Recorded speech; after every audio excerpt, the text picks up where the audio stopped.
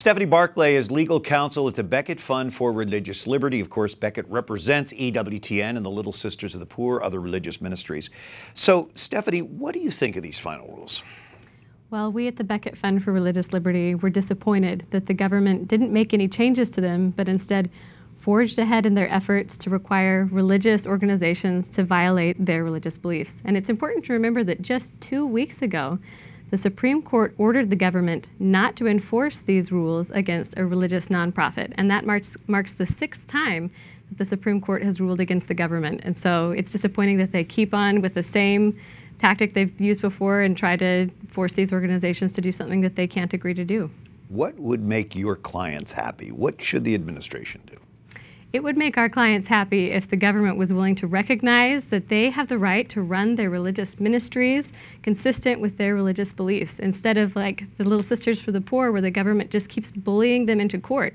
That makes no sense, and it's particularly unreasonable when we think of the fact that the government has exempted millions of Americans and thousands of businesses just for purely political reasons of convenience. And so when the government is willing to exempt so many groups and businesses for that reason, surely they can exempt an organization like Little Sisters of the Poor for their deeply held religious beliefs. We look at Hobby Lobby and some of the other cases that have been won on this, and you wonder why the administration continues to persist.